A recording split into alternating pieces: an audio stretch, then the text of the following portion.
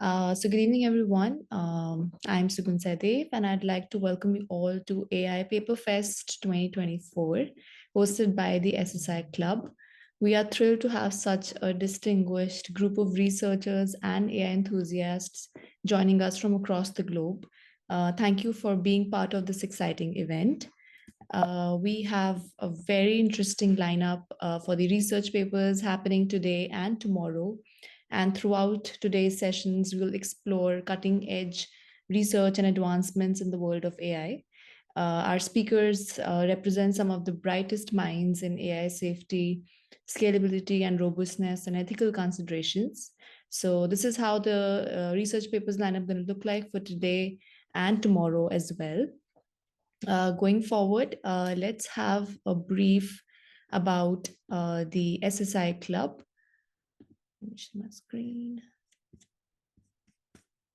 Yes, so the SSI Club is an innovative open source community dedicated to addressing the critical challenges of developing safe, super intelligent AI systems.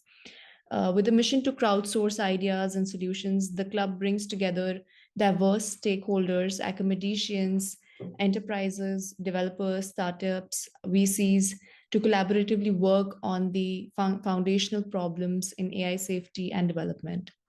The club primarily focuses on research and applied machine learning, tackling key areas like AI explainability, alignment, model compression, model merging, model tag and safety, and through a dynamic mix of activities uh, that includes paper presentations, hackathons, enterprise problem statements, expert presentations, workshops, research collaborations. Members actively contribute to advancing the field of safe AI development.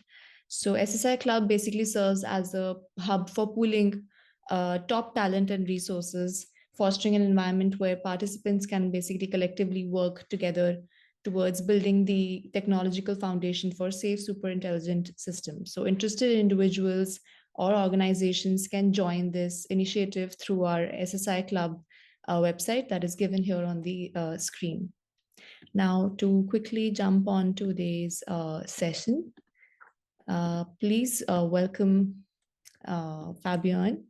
Just one second, share my screen. Yeah. So, hi Fabian. To give a brief to the audience, Fabian is pursuing his PhD from Johannes Kepler University, and he will be presenting his paper today on one initialization to rule them all, fine tuning via explained various adaptation. So, Fabian, if you could just start your presentation with your brief intro. And just to explain it to the audience, the format of the presentation would be a 35-minute talk from the Fabian on his paper, and followed by a 10-minute Q&A towards the end. So during the session, if you have any questions, please feel to drop them in the Q&A section, and we'll be happy to take them over towards the end of the session. Thank you. Fabian, over to you. Yeah, thanks. Thanks for the brief introduction to the SSI Club as well. Yeah, hi everybody. I'm Fabian. I am a PhD student at Johannes Kepler University in Linz in Austria. I am also a part of the LS PhD program, which is essentially like a network of universities that provide a PhD program for students from Europe. And through this program, I also have a second supervisor, which is Mark Dysenroth, which is at University College London.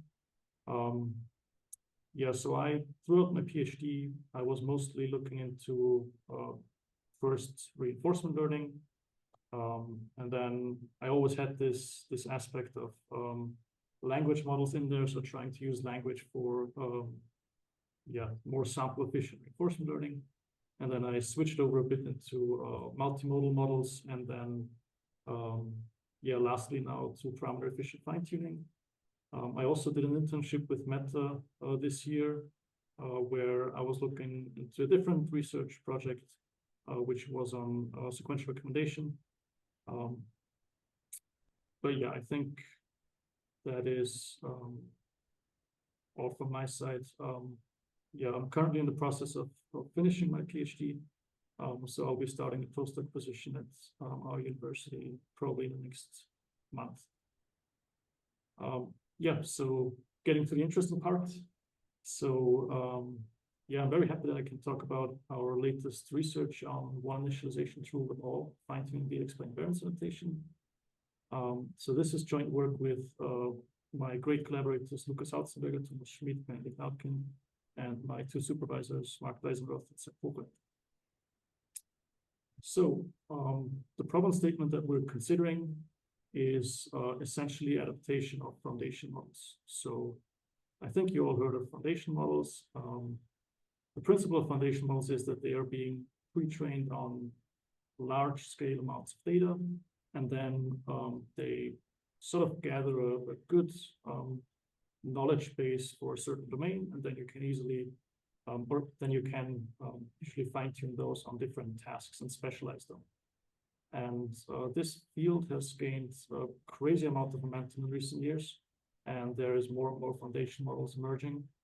And I think the most prominent examples are, just ChatGPT or the recent large language models.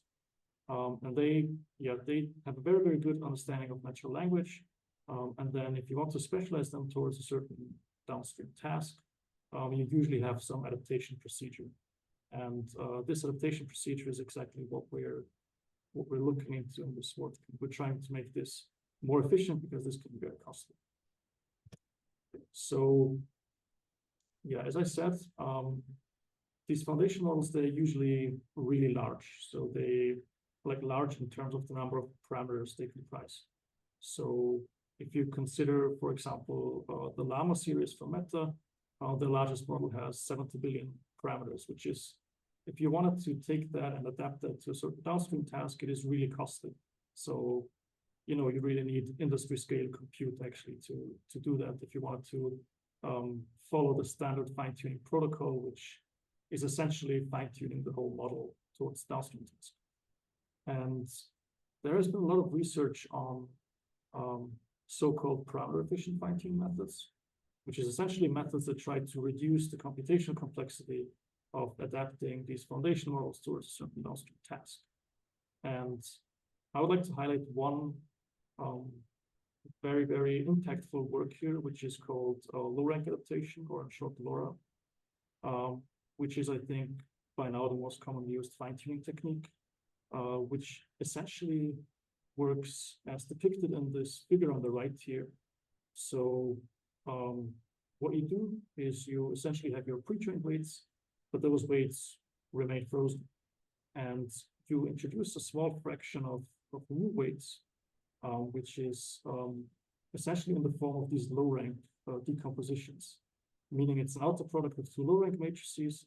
And if you conduct this outer product, then you essentially recover the shape of the full weight matrix, and then you can just add this low-rank decomposition that is being learned on the pre-trained weights. And LoRA uses a certain initialization scheme. So there's usually the upper projection matrix here, the B matrix in this figure, is usually initialized with 0. And the reason for this is that you want to start your fine-tuning process starting from the original model. You don't want to alter that in the very beginning. And this down projection matrix here, so the A matrix is essentially initialized at random.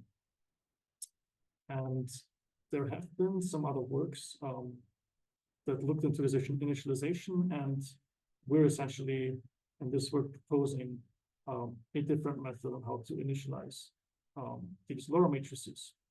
And so we're essentially trying to tackle the question, how should we best initialize LoRA? And yeah, so as I already mentioned, there's some initialization techniques. So common hyperparameters that you need to consider in LoRA are, for example, the rank of these low-rank decompositions, as in the figure here. And yeah, how you initialize the A matrix. And there's different works. If you look into the literature, there's a lot of works that consider these two problems in isolation. So they either look at initialization or they look at adaptive ranks. or like finding a distribution of ranks across the models. But we're trying to sort of put those two together in a unifying umbrella. And yeah, this is something that just hasn't been done before. But what has been done before, which is very important to mention, is other works like Adalora tried to, during the fine-tune process, learn the best rank for each weight matrix. So the best, if we go back to this figure here, the best value for the parameter R here for each weight matrix in isolation. And then, but they still initialize the weight matrix A randomly. And then if you look at other initialization techniques like PISA or LoRa, they rely on weight-driven initialization. What do I mean by weight-driven? Weight-driven essentially means they rely on information of the pre-trained weights, meaning they have some sort of a singular value decomposition on pre-trained weights to essentially extract the most important components of the weights and then initialize this A matrix with these components.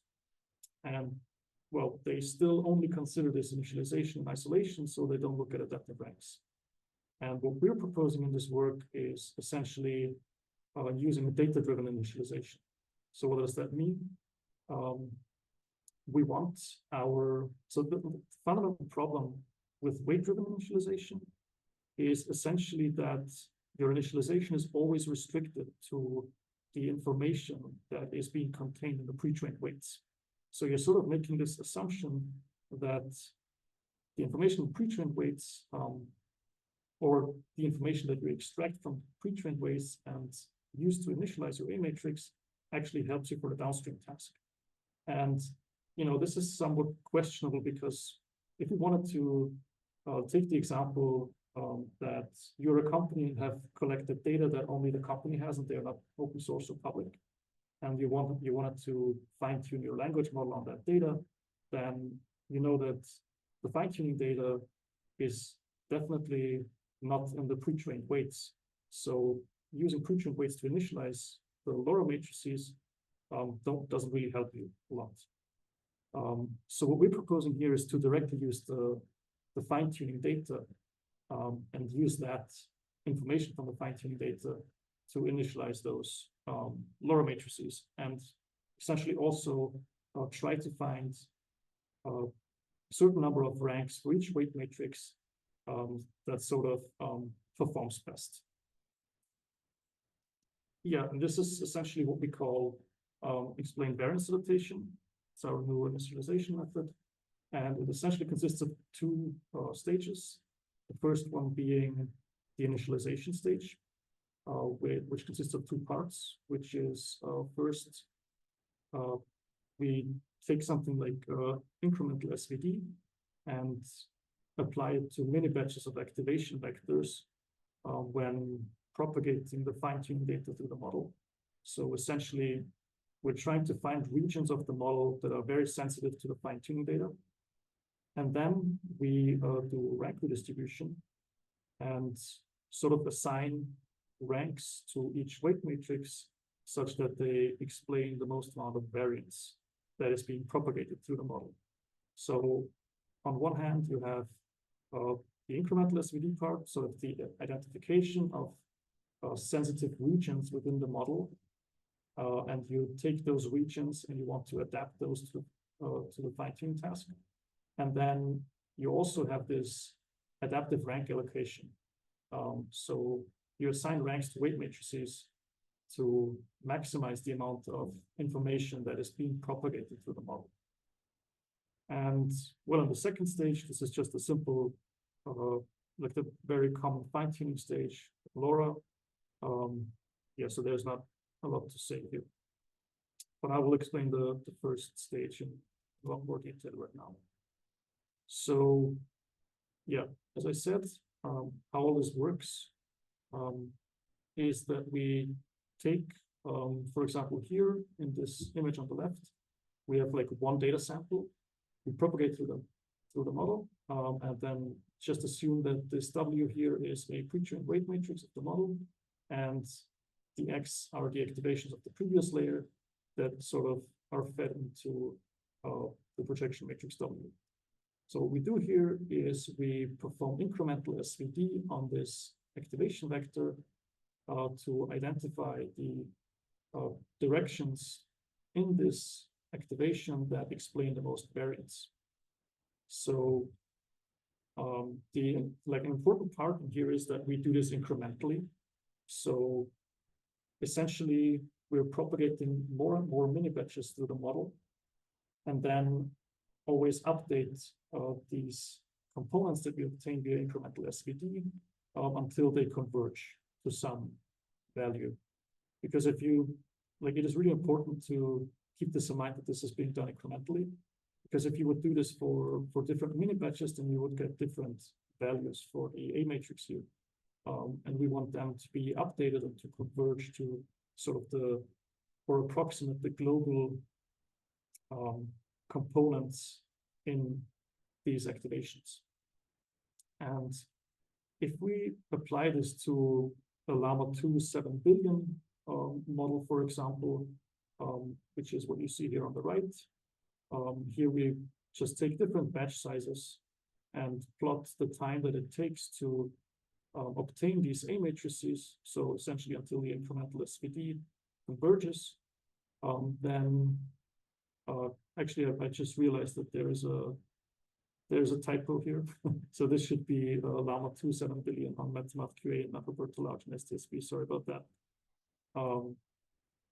Yeah, but essentially what you see here that it takes around 100 seconds for different batch sizes to for those components right here, for the A components to converge, which is really nice because that means you only take like 100 seconds in the initialization stage, and then you can just continue the fine-tuning stage for your LoRa. And in the second stage, which we perform rank redistribution. So consider that we now have found these A matrices, and they are all of the same rank for different layers. So in the figure on the left here, like these two A matrices, assume that they come from different layers. So what we now look at is the amount of variance they explain. And this is given by their respective singular values. And in this example that I plotted here, we have 8 components, for example, and the plots above this A matrix just illustrate how much variance each of these components explain. And what we do now is we essentially take all these components and we arrange them in a list along with their singular values. And then we sort them in descending order, meaning that the top K components are the components that maximize the amount of variance for this given rank budget. So essentially what this results in is that for weight matrices where a lot of variance is being explained in the first few components, we only allocate the first few ranks, meaning those are being shrunk to smaller weight matrices. And for others, which have a more uniform distribution of the singular values, we take more of those components. And what this results into is a rank redistribution such as the one on the figure on the right here, which is for DBERT-to-B3 based on a glue task. And yeah, here we have the different weight matrices on the y-axis, which are 4 weight matrices for the self-potential mechanism, then the 2 feed-forward layers, as in the regular transform architecture. And what is interesting here is that usually for these feed-forward layers, we have a very similar pattern to the above case in the figure on the left. So there is usually just a single or maybe 2-3 components that explain a lot of the variance. That just explain a lot of the variance. And if you look at the attention matrices, for those, the singular values are always more uniform, meaning that automatically by following this heuristic, we allocate more ranks for these attention matrices. And what is interesting in this case here, for example, is that the higher you go in the layer, the more ranks are being allocated for the attention matrices like the query key and value matrices. So this sort of is a bit reminiscent of different fine-tuning techniques that have been investigated in the past. So there was this paradigm, for example, to only fine-tune the last layer, for example, because that's sort of a task-specific layer, and you only want to change that. Yeah, and with our rank redistribution that we get here, this is a bit reminiscent of because we, a lot of ranks are being assigned to higher layers in the network than they are to lower ones. Right, so putting all of this together, we get this initialization algorithm, which we call AVA. And there's a few more tweaks and technical details that we do. I'm not going to mention all of those here in detail, but if you're interested in those, then you can just ask after the presentation. But the really important thing here is that first we have we introduce this hyperparameter row. And what this row does is essentially first controls the maximum number of ranks that a weight matrix can receive. And secondly, it gives you the means to sort of interpolate between a uniform rank redistribution that we have in LoRa and sort of a rank redistribution that is totally different from uniform. And in between, by tweaking this hyperparameter, you can sort of interpolate in between, which is really nice because then you can systematically investigate what is the effect of redistributing ranks across the model. Right, and then since we do all of this procedure with incremental SVD, this also we need to have some sort of a convergence check. So when do we stop essentially? Because we could just continue this, for the whole fine-tuning data. If our fine-tuning data is large, this takes a really long time. This is essentially what we did at the very beginning, but this, is just not feasible. So we always have this convergence check, could be a cosine similarity, where we check, okay, we get the new right singular vectors of the SVD, and we check whether those are up to some epsilon error close to the original or to the right singular vectors of the previous iteration of the SVD. And that way we have some sort of a stopping condition. And we also have some additional parameters where you can sort of prematurely stop that to, again, systematically investigate, how much time is actually needed to converge, and do I actually need to converge fully? How close does this epsilon error need to be? So there's more technical details behind that, but this is sort of the abstract overview. And essentially after we execute this loop here, and in this loop we always check for all the weights in the pre-trained model have the corresponding right singular vectors that we get via incremental SVD, have those converged. And if they have, then we stop this procedure. So this is essentially the initialization stage, the first part of the initialization stage of AVA.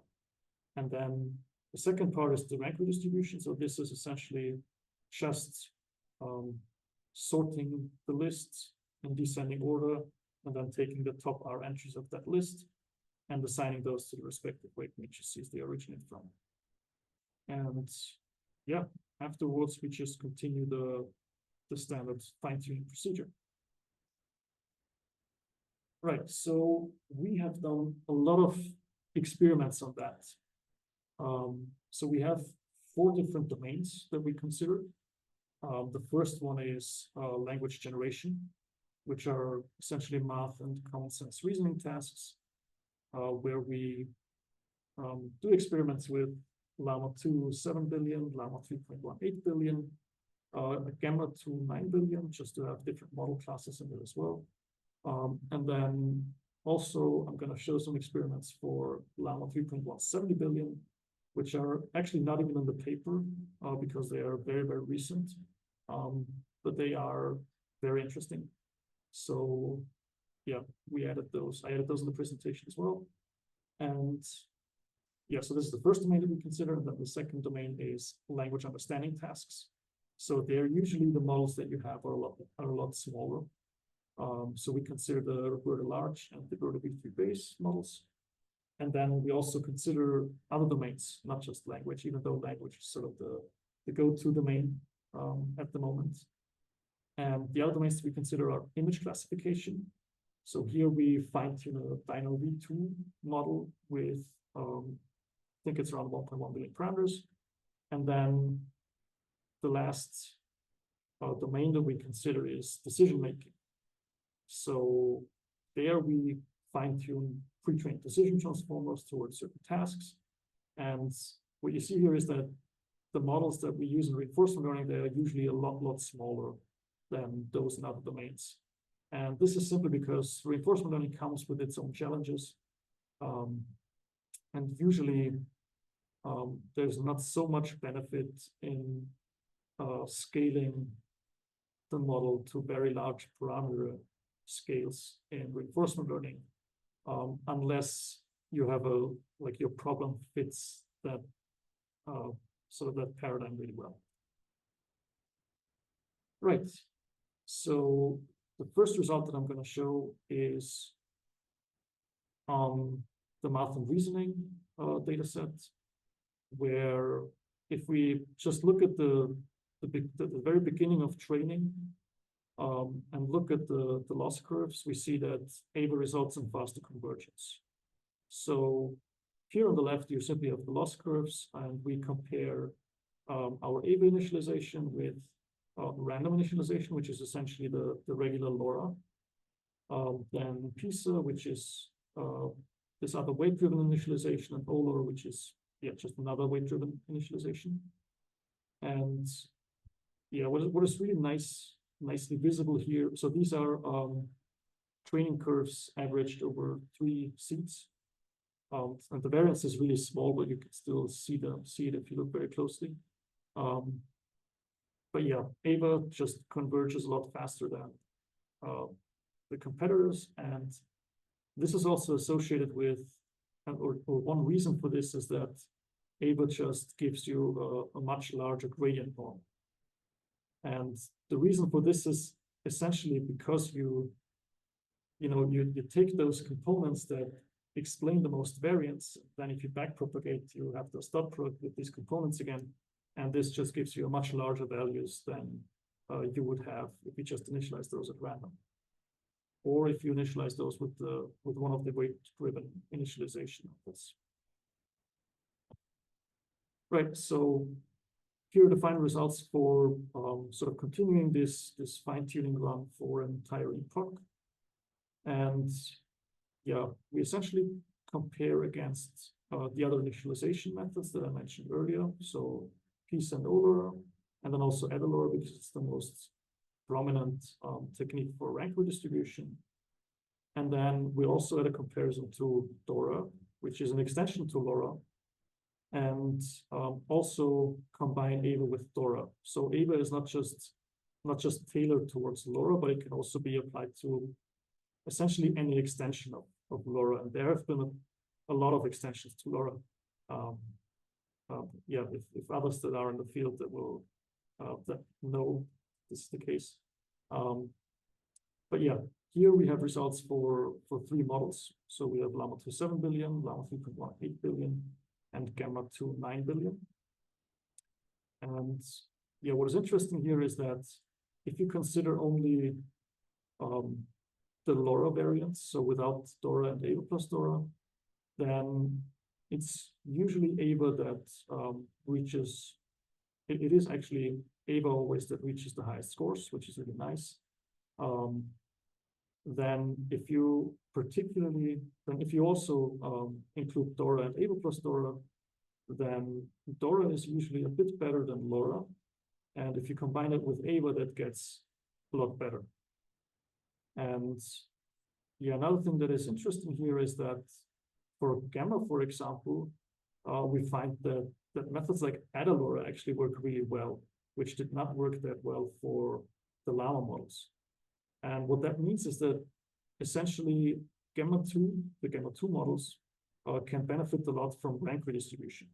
And as I mentioned in the beginning, AdaLoRa, does this sort of learns the rank allocation during training, whereas we just set it according to heuristic in the beginning of training.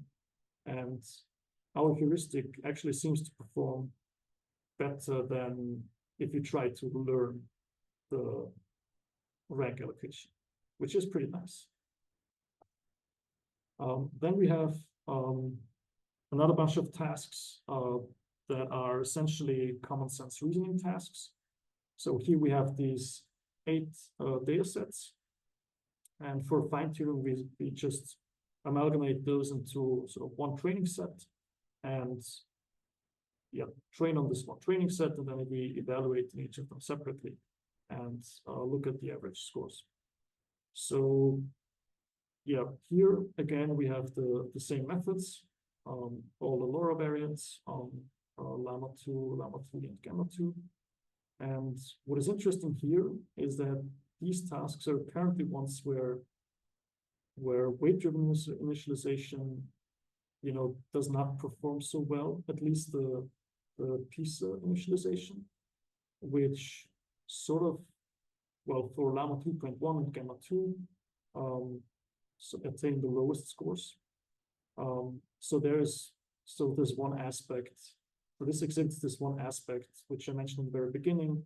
If you constrain your initialization to the weights of the pre-trained model, then there's no guarantee that this will really help you for data that might be a lot different. Right, but if you do it data-driven, then you essentially capture all the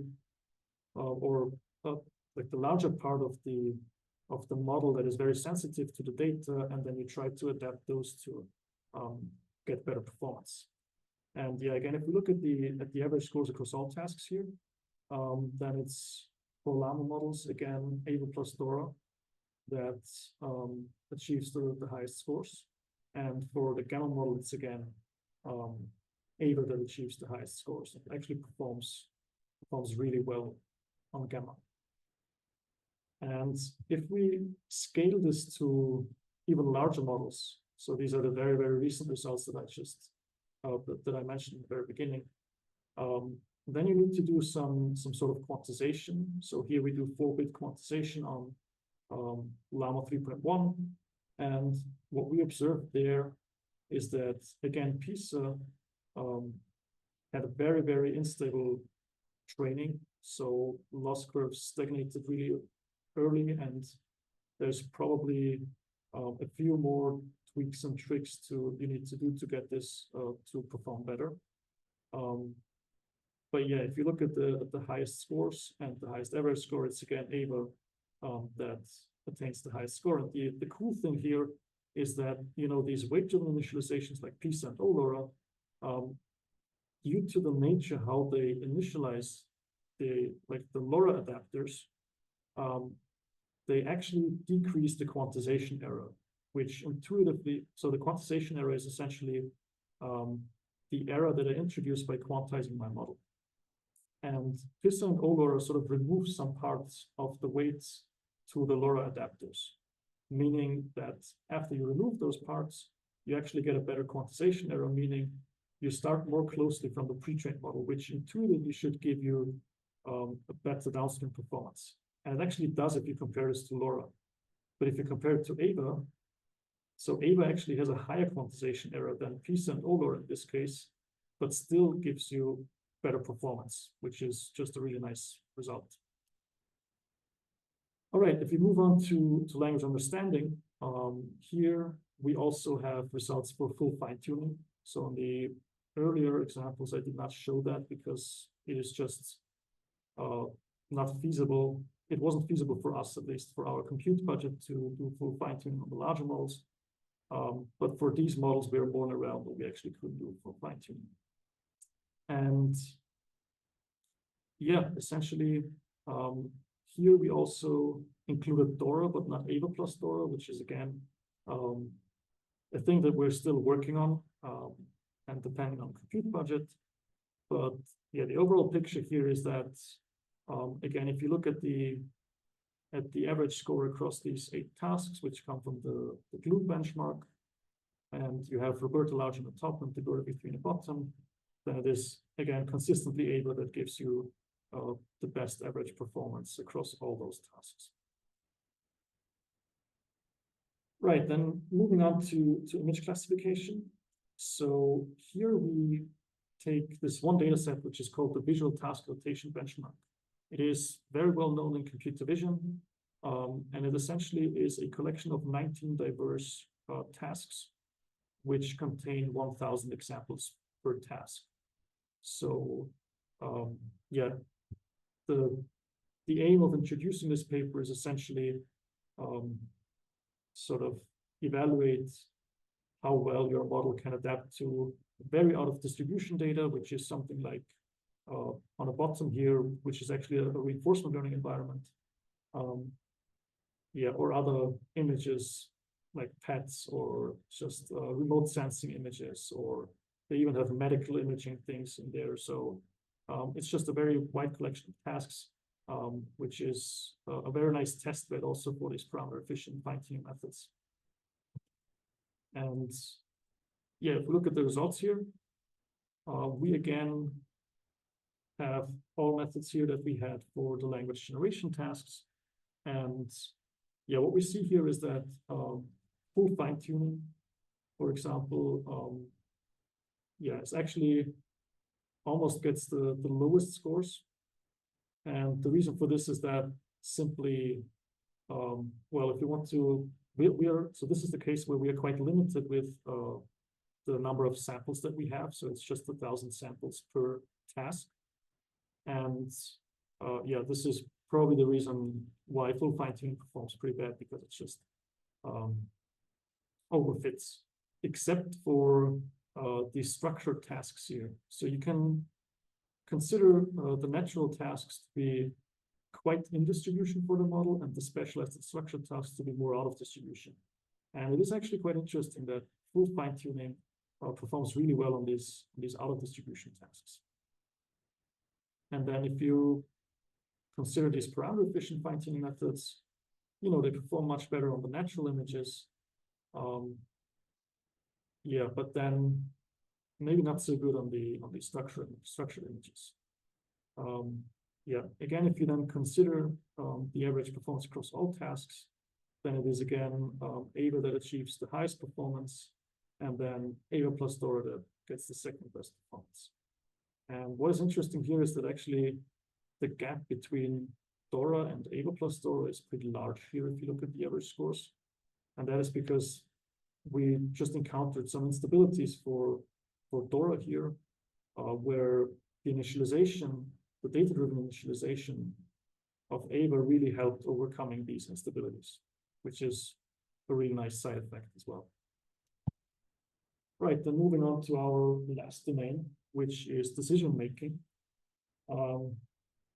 Yeah, here we're essentially dealing with decision transformers, which sort of rephrase the reinforcement learning paradigm into supervised setup. And we pre-trained this on 40 tasks of the MetaWorld benchmark suite, which is essentially an environment where you have a desk and the robot arm sitting on the desk, and then you have certain objects which it can interact with. For example, it needs to press a button, or it needs to push some lever, or whatever. And here we have 40 tasks that we pre-train on, and then we fine-tune each of these tasks separately. Yeah, and then look at the scores. And here, what is interesting is that if you only consider LoRa methods compared to full fine-tuning actually outperforms the regular LoRa methods. And while Ava is the best LoRa method, so to speak, it is still a bit worse than full fine-tuning. But if we go to Dora, then DORA really shines on this domain, which yeah, actually reaches better performance than full fine-tuning on average. And if you then again initialize DORA with AVA, you get even better performance. Right, so there's some discussion. There's actually a lot of experiments that we did and lots of things that we encountered, which I wanted to share with you, which are not, yeah, which are buried somewhere in the appendix of the paper. But one thing that we noticed is that looking at different works is that the performance of LoRa is often unreported because it is very, very highly sensitive to hyperparameters, such as a scaling parameter that is originally introduced in LoRa, or the LoRa rank. So oftentimes, different methods compare LoRa under a certain rank budget to other methods with the same rank budget. And while this is essentially a fair comparison, it is oftentimes the case that if you go to a lower rank budget for certain tasks, this works better. So what you would actually need to do is sort of sweep over the ranks within a certain rank budget as well, to maximize the performance of LoRa.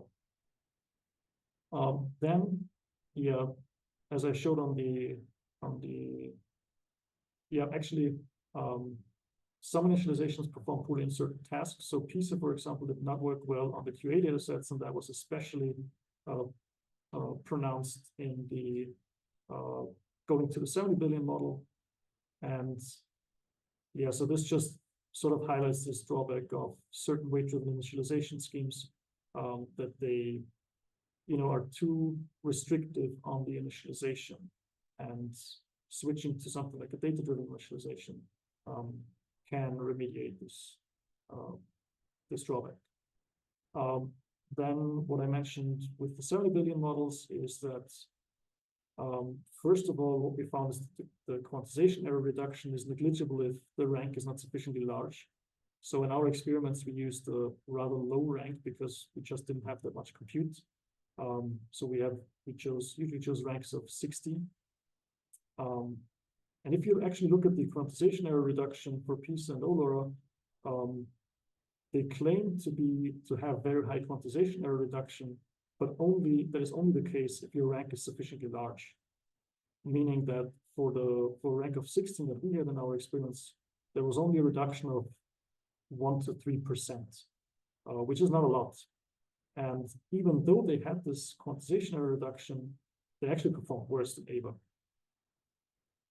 Right, and then another thing that is very interesting is that adaptive rank allocation does not always lead to better results.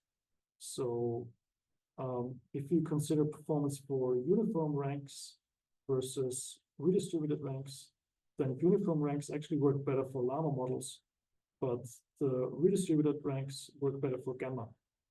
And this is also something very interesting, which sort of hints that different models actually, it depends on the model really what works best. Right, and with that, I would like to conclude my talk here. Yeah, we proposed AVA, which is an initialization method to LoRa, which uses data-driven initialization and adaptively allocates ranks according to a heuristic, and it attains the highest average scores across many tasks on the 4 different domains that I showed. And yeah, we just recently actually merged code for AVA into the TEFT library. So if you're interested in checking it out, you can just go to the main branch of the Hugging Face TEFT library. And yeah, it's essentially just one additional line of code that you add to the standard LoRa fine tuning, and then you can just run AVA on your task. Yeah, and of course we also have a link to code and paper here. And yeah, with that, I would like to thank all of you for your attention. And yeah, I'm open for questions now. Sure. Thank you so much, Fabian. I think that was a very insightful presentation. And now we'll move on to the Q&A session. And we already have some great questions from the audience. Let's take the first one from Stephen. Thanks for the interesting presentation. Is EVA already available in PyTorch or will be added in future or will be available in a repo? What will be the impact on the training or the tuning time? Yeah, as I just mentioned, we merged AVA into the Hugging Face PEFT library. So if you're familiar with that, that is, I would say, the easiest way how to try it, because it is really, it's just a single line of code that you add and then you can run AVA. If you wanted to go into our repo that we set up, which is a bit more complicated, then it is linked on the slides, so I'm not sure if the slides will be openly available after, but yeah, we have code. And what was the last one? What will be the impact on the training running time? Training of tuning. Yeah, so we have actual numbers right now. So I think for the Llama 2 fine-tuning on the MetaMath QA data set, it is like 0.7% of the training time that you spend on initialization. So this is really, it's really not a lot. It's like 100 seconds or so that you wait compared to the 4 hours that you train. So it is really negligible. Right. Thank you. And another one we have from Neeraj. Have you tried any other data-driven initialization schemes in your experiment? Yeah, so this is a good question. So we actually, we just found that there was one other data-driven initialization method out there, which was like published a month prior to ours. Or, well, it was uploaded on arXiv 1 month before ours. And we just recently incorporated a comparison to that, and are currently running a lot more experiments. And so I can just speak of this one other because I'm not aware of any other work that does this in a data-driven manner. But for this other work, what they do is essentially they approximate the true gradient and then use this gradient approximation to initialize the low-rank adapters. And we already ran some experiments in comparison for that, and ours seems to be better. And although it is quite good as well, but then there is the aspect of again the runtime. And when we compared the time that it takes to initialize this other method compared to our method, then as I said, ours took like 0.7% of the training time, whereas the other method took like 5% of the training time. So it was a lot slower because it's just a lot more expensive if you try to approximate the full gradient and then initialize your low rank adaptations than if you just propagate batches through the model and compute this incremental SVD. Sure. And another one we have from Neeraj is, as you are using data-driven rank initialization, does it add some computation head? If so, then in terms of what memory or computation? Yeah, okay, I think I mentioned the time consumption already twice now. But yeah, in terms of memory, it actually doesn't add any overhead because you don't need to store any optimizer states and you don't need to store any, like the only thing you need to store is essentially the activations and then perform the incremental SVD, which is also a constant in memory time. And it is still, like the whole initialization stage still requires much less memory than the full fine-tuning stage. So yeah. Okay, great, thank you. We have another question from Ketki. Your research highlights the computational efficiency of EVA by performing singular value decomposition on many batches of activation vectors. Can you discuss the trade-offs involved in this approach compared to other initialization methods, particularly in terms of computational overhead and convergence? Yeah, okay. Again, the computational overhead. Yeah, I mean, essentially, I can just repeat myself that compared to other. So, okay, what is important to mention is I was only talking about data, like the computational overhead of data-driven initialization method so far. If you consider weight-driven initializations, then they actually have a lower computational overhead. So they are faster than we are. I only have exact numbers for OLORA, which is like really, really fast. And I think PISA is a bit slower, but it's still, PISA should be around the same complexity as AVA, since it also uses SVD, because OLORA uses QRT composition, it's a bit faster. Yeah, I think PISA should be around the same complexity. But yeah, then it's, as you already mentioned, it's about the trade-off, right? Like we have a bit more time that you need to initialize, but then we're also better. And we're significantly better on some tasks, and you know, it works pretty well across all domains. So I would say that we have a pretty good trade-off between the computational overhead and performance. And then also like the convergence. I mean, I only showed this one plot with the Llama 3.18 billion fine-tuning, where you saw the loss curves. But we're currently in the midst of adding a lot more loss curves, and it is consistent that you're, you know, significantly faster convergence with AVA than compared to others. Right. We have last few minutes left for the session. So if any of you have more questions, please drop them in the Q&A. And Fabian, we have one more question here. EVA introduces a rank allocation mechanism based on explained variance. How does this adaptive rank redistribution impact the performance on various tasks like language understanding, image classification, and reinforcement learning? Could this approach introduce any bias towards certain type of tasks or models? Yeah, that's a good question. So I essentially mentioned in the last, like in the discussion slide, that there was definitely a difference in terms of what model you apply it to. You know, usually found that if you don't do a rank redistribution and you have sort of a Llama style model, then this works really well. And this works actually better than redistributing ranks. And for gamma style models, this was actually exactly vice versa. And it is also the case that if you look at single task performance, that, you know, just sometimes a rank redistribution performs better than no rank redistribution. I mean, we had like so many tasks in total, so it is a bit hard to sort of recognize a pattern there. So I don't think I can have sort of a concluding rule that for this type of task, we should do this or that.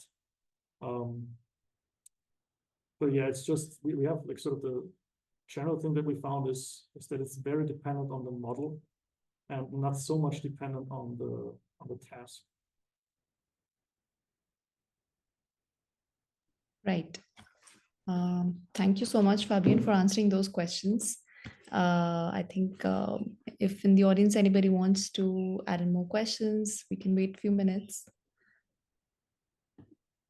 And just to find out, like one question from our side would be, what are you most excited about your research in the coming years?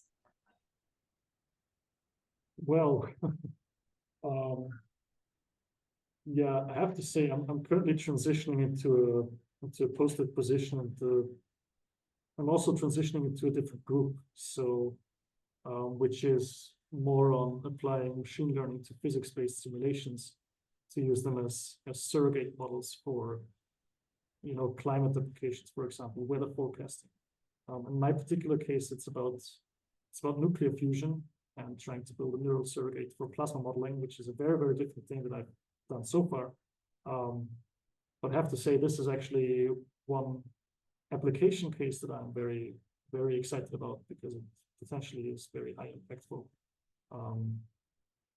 Yeah, but there's lots of other avenues that I have in the back of my mind that are still sort of date back to what I did originally with reinforcement learning, for example, then language models coming into reinforcement learning. And also there's some things that I have on my mind that how this AVA method could be extended, and yeah, there's just so many interesting things.